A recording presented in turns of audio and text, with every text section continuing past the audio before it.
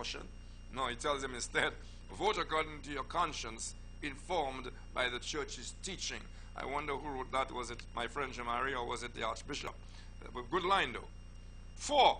Sarah Flood's accusations about Kenny Anthony stopping prayers in cabinet. I mean, I don't know why Kenny Anthony hooked onto that line, because it was devastating in a Christian society. And if you had just let Sarah say it once and not picked up on Sarah, talk about the heart thing again, that would have died, because she couldn't keep on repeating it. But of course, it made headlines over and over. It was discussed, and finally it was on the platform.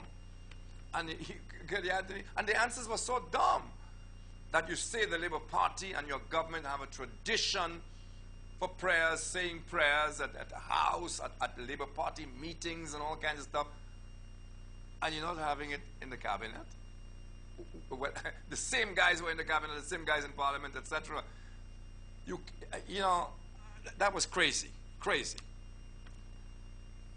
5. Kenny Anthony's response to the female defections from his party. Good riddance to Petra, who was a Potola SLP. Similar words regarding Sarah Flood Bobra, and talking about you prefer to embrace Vaughan Lewis. I mean, what has Sarah done? What did Sarah do, Sarah Flood Bobra, to compare with Vaughan's? I need a pill. I need chewing gum to say what Vaughan did. Horrible. Not just the crossing, but we've been there already, and I suppose later on we can talk about further. Good riddance, my foot. Regarding Tessa Manga, number 1, you comparing Vaughan Lewis with 3 women who were staunch Labour Party people, and for whatever reasons they don't want to know anymore, they call them good riddance and whatnot and whatnot. That doesn't make sense.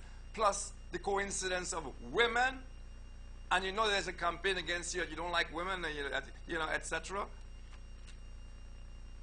And then there's politicking the Labour Code. Well, I don't know about that one, because I don't know how the Labour Code could be, when politicians are behind things, it's the Labour Code. That Labour Code, I think, will come in for some discussion, because I think from day one, it was problematic from the point of view that you can't have the Prime Minister's wife.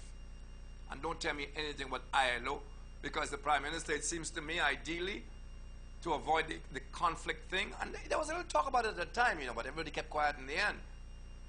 Kenny Anthony should have put his foot down and tell the ILO, pick somebody else. And there was a lot of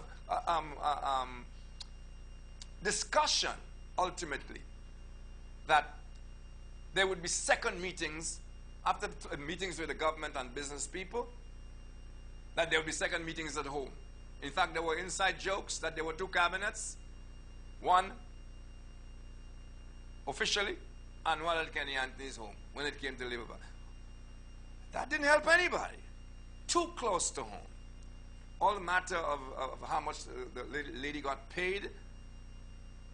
It'd be interesting to find out if the St. Lucia government paid her one thing and if ILO paid her something else as well. It'd be very interesting. The apparent heavy spending during the Labour campaign. These are turning points in the, and factors in the election campaign and the result. Number 7, apparent, and I say apparent because maybe everybody donated services, right? Maybe the whole thing, all the buses and all the taxis, maybe they give their services voluntarily. Maybe all the flags and the bus loads of this and that and the FETs and the Byron Lee and everything, maybe all these people did it for nothing. So, but since we don't know what they did it for, how much Byron Lee charged, etc., etc., there's room to speculate that it was a lot of millions. And that's why I say apparent heavy spending. When you dig up how Byron Lee got here, as I have done, very, very interesting, the Jamaican Prime Minister and so on and so on. Very interesting story. Number 8, Kenny Anthony's unconvincing response to the issue of crime. From my point of view, that is weak, because not only was Kenny Anthony's response unconvincing, it wasn't even a response. The United Workers' Party had